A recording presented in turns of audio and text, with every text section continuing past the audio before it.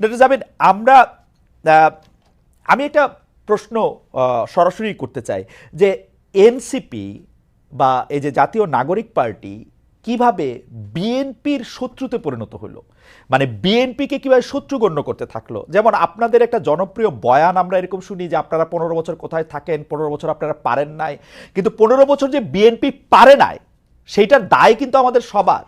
যেমন এই এই বৈষম্য বিরোধী ছাত্র আন্দোলন যখন জীবনের ঝুঁকি নিয়ে রাস্তায় এসে দাঁড়ালো, তারা যখন মরতে শুরু করেছিল, আপনিও প্ল্যাকার্ড নিয়ে রাস্তায় দাঁড়িয়েছেন, আপনি একজন পেশাজীবী, আমরাও আমাদের জায়গা থেকে যা করার দরকার তা করতে চেয়েছি, তা করতে চেষ্টা করেছি। কিন্তু বিএনপি যখন করতে চেয়েছে এটি, বিএনপি যখন শেখ হাসিনাকে সরাতে চেয়েছে, তখন আমাদের কাউকে কিন্তু পাশে পায় নাই।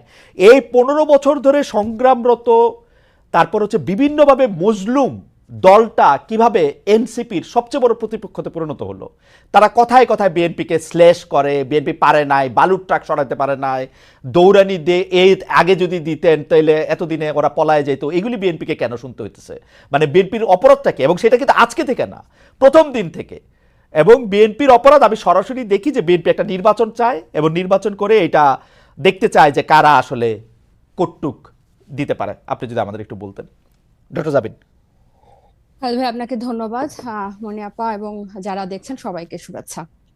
আহ, যে কেন 15 বছরে বিএনপির ডাকে মানুষ রাস্তায় নামে নাই বা সবাই এই গণ অভ্যুত্থানে অংশ নেয় নাই, কেন অচেনা অজানা কয়েকজন ছাত্রের ডাকে নিয়েছে, এটার যদি একটা ব্যাখ্যা আমি খুব সংক্ষেপে বলি।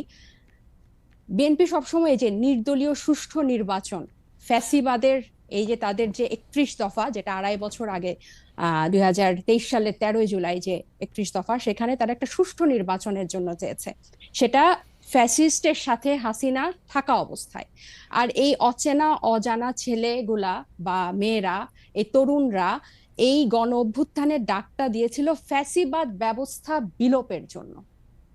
এই পুরো ব্যবস্থাটার বিরুদ্ধেই কিন্তু তারা মানুষকে ডাক দিয়েছিল, এবং এই জন্য এখানে কিন্তু একটা বিশাল পরিবর্তন, মানে বিশাল ফেসিবাদ ব্যবস্থা বিলোপের জন্য ডাকটা দিয়েছিল। আপনি বলতে চাইছেন যে কোটা আন্দোলনের শুরু থেকেই ডাকটা ছিল, নাকি আপনি জুলাইয়ের অগাস্টের 2 তারিখের কথা বলছেন?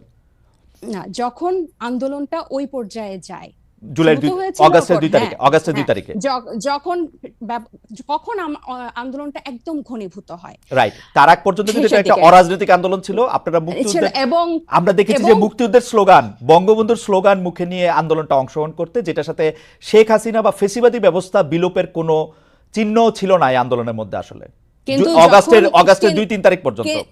কিন্তু যখন সেই রাতে রাজাকার যে তাদের যে বয়ান, সেটা দিয়ে যখন তারা ছাত্র জনতাকে ট্রিগার করলো, তখন কিন্তু পুরো আন্দোলনের মোড় ঘুরতে শুরু করলো। এবং আপনি যে প্রসঙ্গটা বললেন যে শত্রু, আসলে ফ্যাসিবাদ, বিএনপি কিন্তু একটা ফ্যাসিবাদ বিরোধী শক্তি, এই এই গণ অভ্যুত্থানেরই অন্যতম স্টেক হোল্ডার।